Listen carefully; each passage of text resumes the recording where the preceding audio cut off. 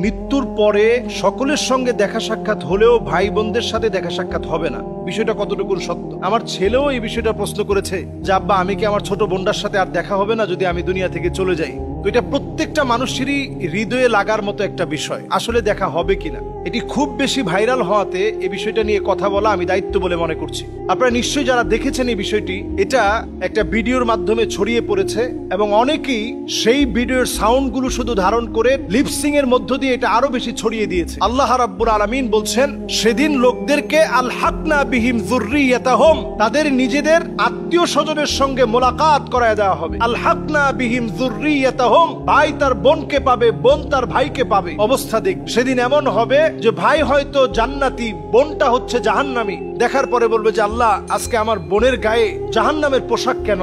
আল্লাহ রাব্বুল আলামিন সেদিন যদি মাফ করে দেন, এটা আল্লাহ রাব্বুল আলামিনের ইচ্ছা। আর যদি মাফ না করেন, তাহলে ওই দেখাটাই শেষ। এরপরে যদি আল্লাহ তাআলা দেখান, তাহলে ভিন্ন বিষয়। তাহলে বোঝা যায় যে মৃত্যুর পরে ভাই তার বোনকে দেখতে পাবে, বোন তার ভাইকে দেখতে পাবে।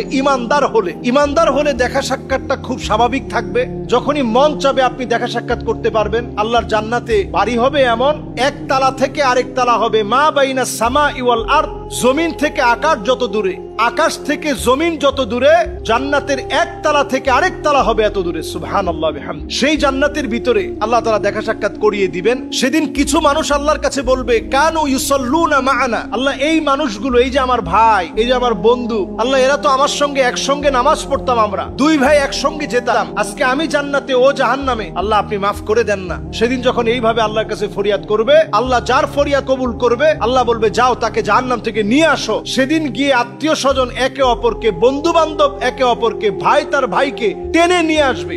এটা হিসাবের বা বিচারের একটা পর্যায়ের কথা বলছি। তাহলে সেখানেও সাক্ষাৎ হবে। এবার আসেন, আল্লাহর জান্নাতের ভিতরে বিরাট একটা মাজমা হবে।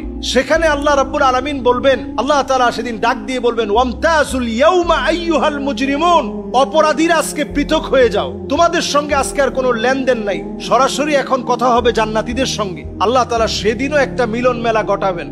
সুতরাং আমাদের ভাই বোন, আত্মীয় স্বজন প্রত্যেককে দেখার একটা সুযোগ থাকছে। এরপর নবীজি সাল্লাল্লাহু আলাইহি সাল্লামের আরেকটি প্রসিদ্ধ হাদিস, সেই প্রসিদ্ধ হাদিসের বক্তব্য অনুযায়ী বোঝা যায়, নবীজি কবর জিয়ারত করতে গেলে নবীজি বলতেন, আসসালামু আলাইকুম দারা কওমিন মুমিনিন আতাকুম মা তুআদুন গাদাম মুআজ্জালুন ওয়া ইন্না ইনশাআল্লাহু বিকুম লাহিকুন।